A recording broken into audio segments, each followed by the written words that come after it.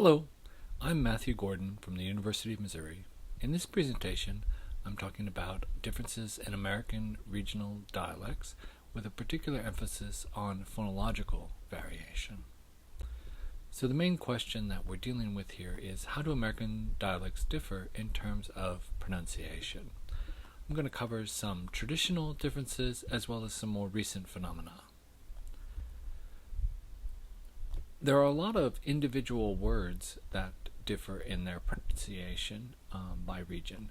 One well-known example is the word spelled A-U-N-T, which is sometimes pronounced ant and sometimes pronounced aunt.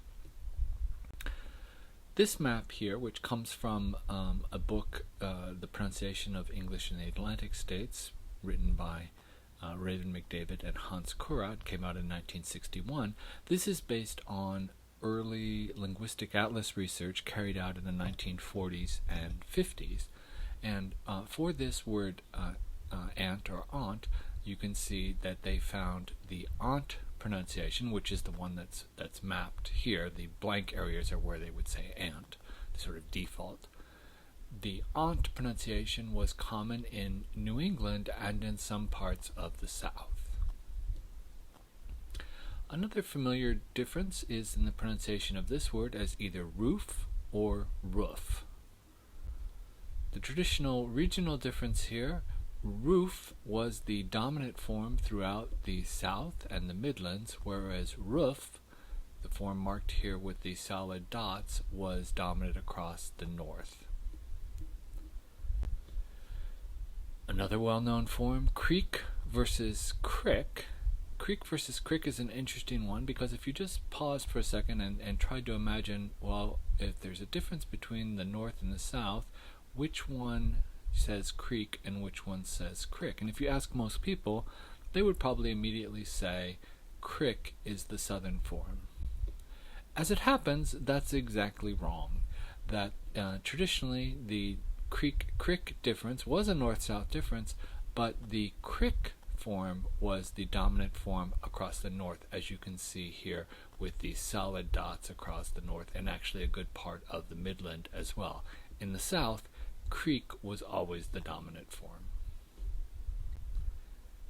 A well-known difference here, the pronunciation difference between Missouri and Missouri for that final vowel in the name of our state. As you can see, along the Atlantic coast, both forms are widespread. In this map, the open circles are the Missouri people and the solid dots are Missouri people. And there's really not much of a regional pattern here. Both Missouri and Missouri are widespread in up and down the East Coast from New England all the way down into the South. So there's not much of a regional difference there. An example of a consonant difference, the fricative in the middle of greasy, is it greasy with a voiceless S or greasy with a voiced Z? This one is another one that patterns in terms of a north-south difference, and the greasy with the Z voiced form is more common across the South and the South Midland. The open circles are the greasy forms here. Turning away from the pronunciation of particular words and looking at more general phonological patterns, one thing that comes to mind are a number of mergers. Mergers are, of course, where two separate phonemes come to be pronounced the same. So one well-known merger from the history of English is the loss of the distinction between the forms that we spell with WH and the forms we spell with just a W. So traditionally this difference would be a difference like which and which, and today they're very often pronounced just as which, with just a regular W. In this map, which comes from the Atlas of North American English, this is a much more recent study. The fieldwork for this was carried out in the 1990s, so it represents a more contemporary view of differences in American English, and also, as you notice, it covers the entire United States and Canada as well. What we're seeing here is the evidence for the merger of hua and hua, and the red dots are areas, or speakers in this case, where that distinction was preserved, where the speakers made that difference, and the yellow are places where they had said them the same. And as you can see by the isogloss, the red line that's sort of drawn around the red dots here, the majority of these speakers who have a distinction between these consonants are located in the south. Another merger, this one much more widespread, is a sort of three-way merger of the vowels in Mary, Mary, and Mary, which I say all the same with an vowel, but traditionally they were three distinct vowels, so it would be something like Mary, Mary, and Mary. The Atlas of North American English shows that this distinction is lost in most parts of the country, so all of those blue dots are places where those three words are pronounced the same. The red dots are places where there's a three-way difference, and you can see that's primarily in the New York area and down into New Jersey. There are also some green dots. These are places where the first two, the name Mary and Mary as in Merry Christmas, are pronounced the same, but the verb marry is pronounced distinctly, and that's very common in places like Philadelphia. A very widespread merger is the merger of the vowels in cot and caught. So traditionally distinct low back vowels, when they're merged in contemporary varieties of American English, they very often merge at the unrounded form, so you very often get cot and caught the same. Occasionally you'll hear a rounded form, an open O form, like caught and caught, and sometimes you get something halfway in between, a caught type merger. This merger is very widespread across the western United States, as you can see here by the green dots.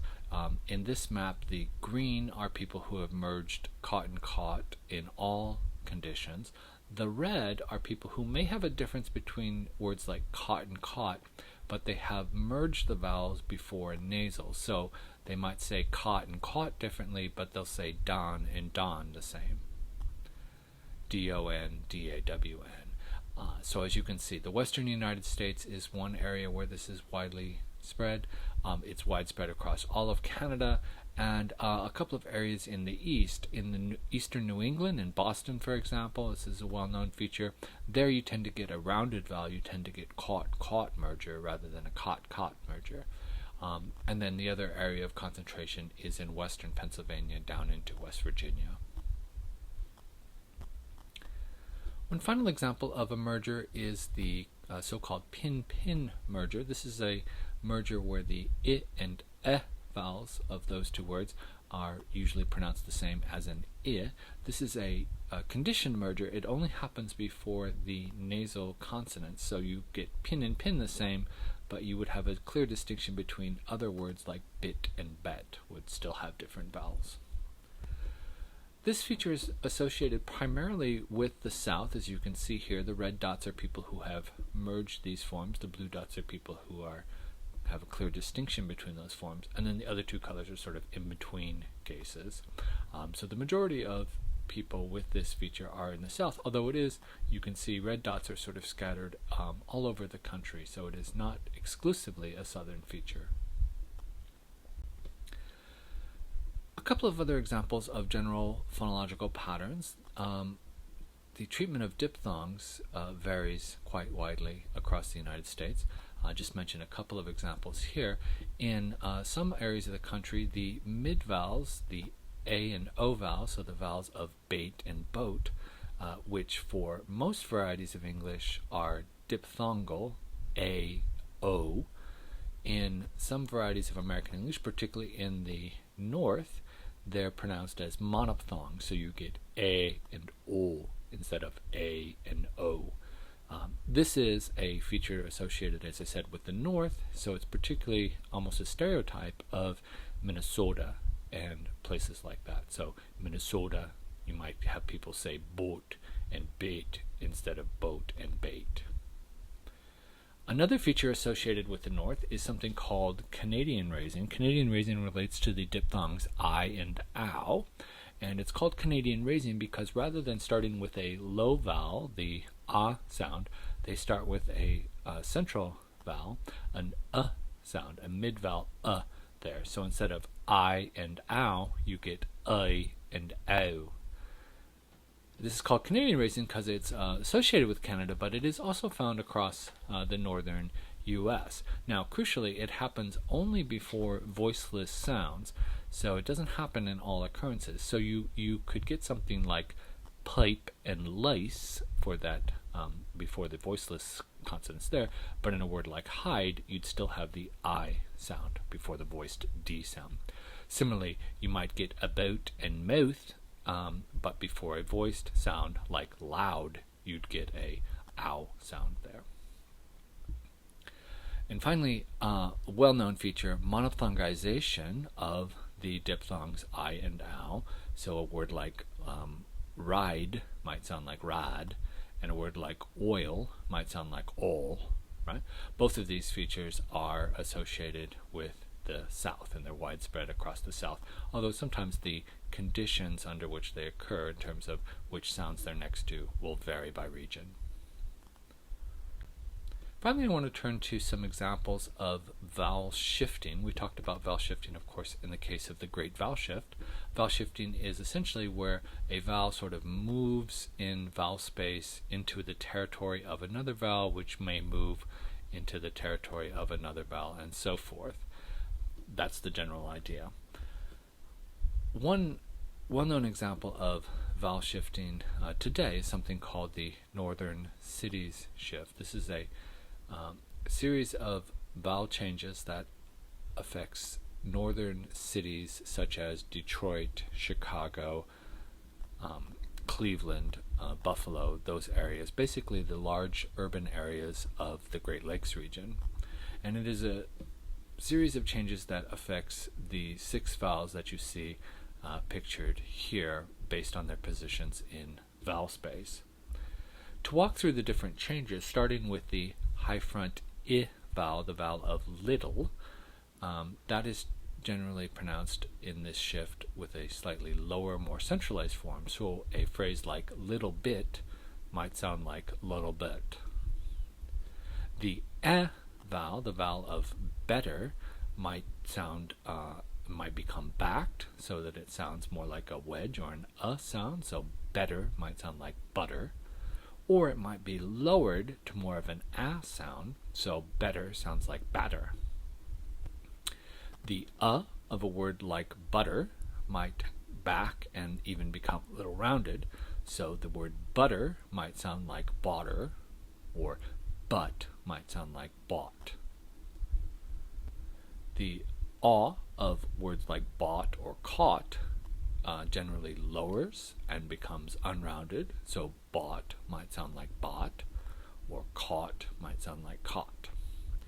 But unlike in other areas where we might have a merger of those two vowels, in the northern cities these vowels are preserved as distinct because the of a word like box fronts so that it becomes more like an sound.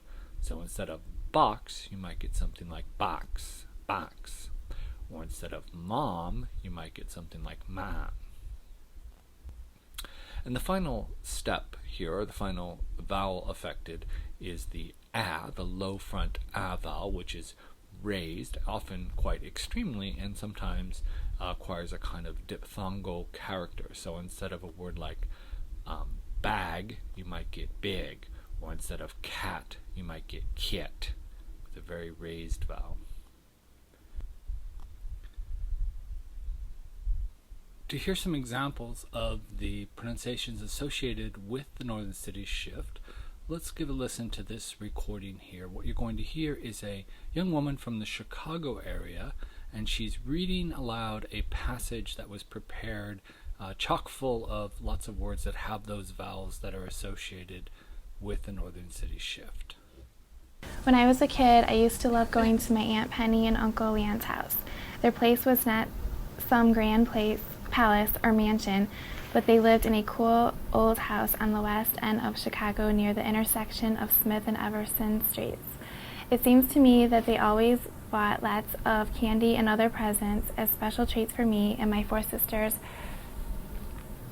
for whenever we would spend the night at their place. We always had a fantastic time. It was fun playing in and around their house no matter whether it was spring, summer, winter, or fall.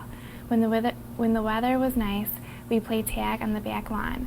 When it rained, my sisters used to play dress up and would pass the whole afternoon trying my aunt's dressy clothes on. Finally, we turn to a similar kind of phenomenon, something known as the Southern shift, which of course involves vowel shifting. In this part, it's widespread across the American South. It involves a number of different features, probably beginning with the best known feature of Southern pronunciation, the Southern accent, and that is the monophthongization of I. So I mentioned this earlier, a word like ride might be pronounced as rod. It's illustrated here. The Southern shift also involves the fronting of the back vowels U and O. So U, traditionally a back vowel, might be pronounced with the tongue further forward. So a word like food might sound more like food. O might sound more like ew. So boat might sound like boot. Again, the tongue is further forward in the mouth. Another distinctive aspect of this is a kind of reversal that happens with the front vowels, the tense and lax pairs E and I, as in beat and bit, and A and as in bait and bet. They sort of switch positions here, but they still maintain a diphthongal quality. So a case of a word like bait might have a slightly lower articulation, so instead of bait, it might sound like bait. And a word like bet might have a slightly higher pronunciation, a slightly higher articulation, but it does not come to sound exactly like bait because its diphthongal quality is different. So bet might sound like bet. And for the high vowels, a word like beat might sound like beat, and a word like bit might sound like be it. That's the Southern shift.